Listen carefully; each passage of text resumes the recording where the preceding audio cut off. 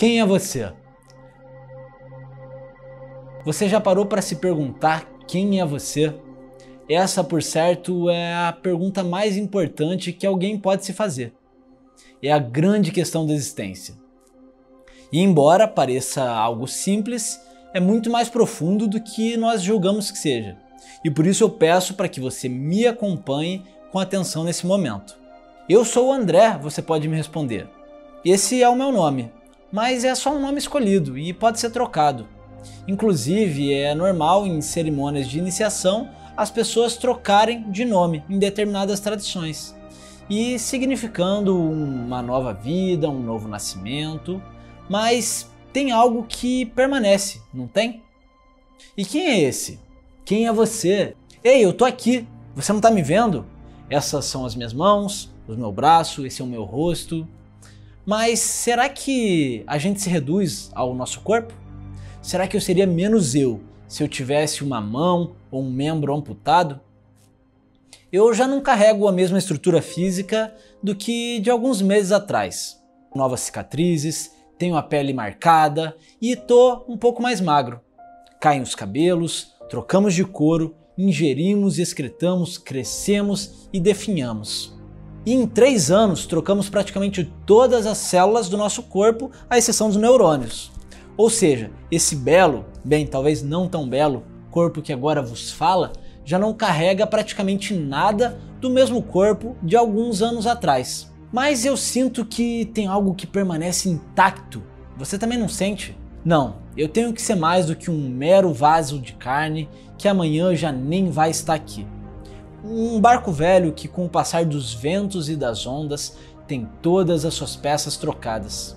E que antes de ser barco, também já foi tronco.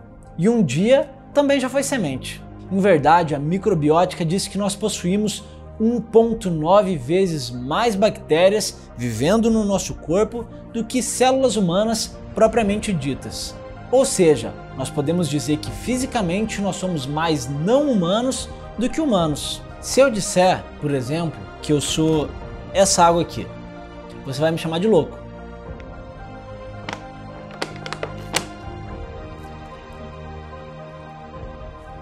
Mas e agora? Essa água não faz parte de quem eu sou?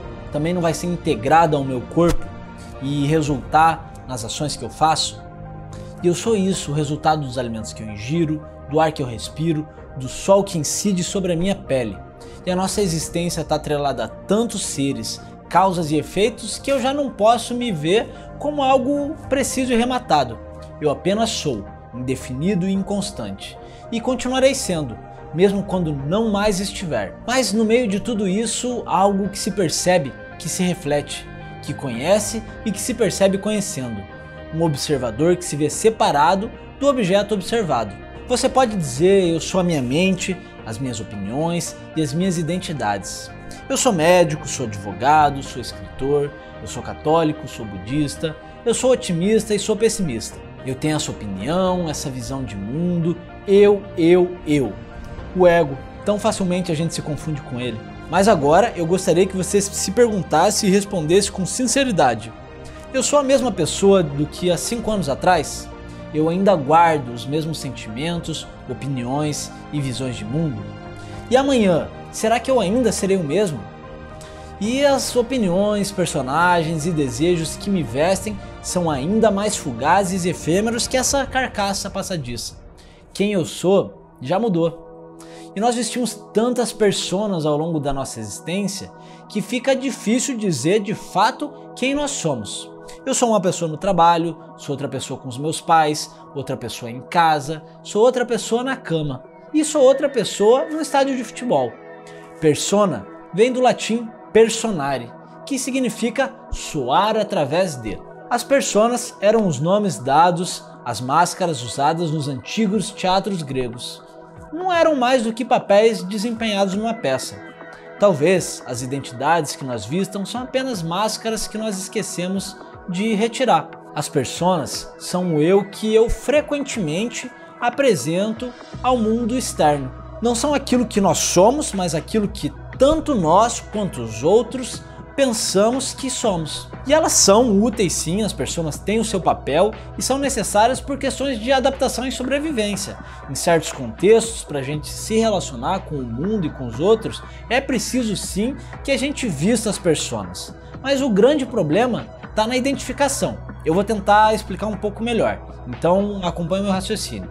A nossa mente, ela é inventiva, ela é sonhadora e criativa. Ela cria inúmeras narrativas e personagens ao longo da nossa vida. E isso por si só é algo mágico. Mas um grande perigo acontece quando nós nos confundimos com esses personagens e nós esquecemos que, na verdade, nós somos os autores. E dessa forma, a gente acaba ficando preso a histórias contadas por nós mesmos. Como o ilusionista que se ilude com a própria ilusão. É uma loucura, nós agimos como o insano Narciso, que se fascina pela própria imagem refletida no lago e se atira na esperança de capturá-la. E assim a gente acaba afogado. E a mente, que deveria nos servir, inverte os papéis e nos coloca numa condição de servidão. E a gente acaba se tornando escravos das nossas próprias identidades e fixações. E talvez nesse momento você possa estar pensando, cara, eu tô confuso, eu comecei esse vídeo achando que eu sabia quem eu era, mas agora eu não faço ideia. Então me ajude a responder, por favor, quem sou eu?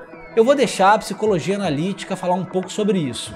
Para o Jung, o ego é um dado complexo formado primeiramente por uma percepção geral do nosso corpo e existência e em sequência pelos registros da nossa memória. Todos nós temos uma certa ideia de que nós já existimos, em outros momentos da nossa vida, em épocas passadas. Todos nós acumulamos uma série de recordações e, na verdade, mesmo essas recordações mudam. Mas, ou seja, para a psicologia analítica, o ego seria a percepção da própria existência ao longo do tempo. Uma narrativa temporal, por assim dizer. E isso é mais ou menos o que diz também a psicologia da narrativa. O ego seria a consciência que se percebe enquanto alguém que está isolado do mundo sente e vive certas experiências e reúne essas experiências de forma cronológica, atribuindo sentido a elas. Ou seja, a consciência que cria e conta histórias sobre si própria. O eu seria o processo de integrar as experiências vividas e colocar numa ordem temporal, atribuindo a elas um senso de sentido, de coerência e de unidade, formando uma grande peça. A nossa existência seria uma grande narrativa, uma grande história contada por nós mesmos. Mas vamos ver o que a neurociência tem a dizer sobre isso. Para a neurociência nós temos o eu racional, o eu emocional e o eu autobiográfico, e cada um deles está relacionado a uma parte, processo ou função do nosso cérebro. O eu autobiográfico que seria o ego, ele incorporaria partes do eu racional e do eu emocional e produziria uma sensação de um ser com um passado e um futuro exclusivos. E Rick Hanson, que é um neurocientista mundialmente famoso e especialista no cérebro humano, diz que o eu está em constante mutação, que no cérebro toda manifestação do eu é impermanente, que ele é construído e desconstruído a todo tempo, e que não se trata do fato de nós termos um eu, mas de nós sermos um eu em ação, variando com o tempo, como se nós fôssemos um verbo. E o eu se manifesta em função de diversas condições. E a condição fundamental para a existência dele seria a subjetividade inerente à consciência, ou seja, a sensação de um sujeito que se percebe, mas isso seria fruto da nossa relação entre o corpo com o mundo e que não tem de forma alguma a existência de um eu independente e separado do contexto que está inserido. Mas todas essas histórias que nós contamos sobre nós mesmos também mudam ao longo do tempo. Então o nosso eu também é volátil, impermanente e efêmero. E talvez na verdade nós estejamos ainda para além do ego. Porque esses são processos que envolvem múltiplos agregados e que estão em constante mutação. Mas o que é que não muda se o eu muda, se tudo muda? E você pode ficar desesperado agora falando: socorro, quem sou eu se eu não sou as minhas identidades, não sou as minhas opiniões, não sou o meu nome, não sou o meu corpo, e se eu tô para além do ego? Quem sou eu? Quem sou eu? Eu sou o autor por trás de todos os personagens. Eu sou a página em branco por trás de todas as narrativas que permite reescrever todas as histórias. Eu sou o observador por trás de todas as experiências. Eu sou a consciência liberta e imaculada. Eu sou Dharmakaya, Brahman. Eu sou a natureza livre da mente. Eu não tenho formas, embora todas as formas sejam por mim criadas. Eu sou o todo que se divide em múltiplos sem jamais deixar de ser um. Eu sou o que sou. E você? Quem é você?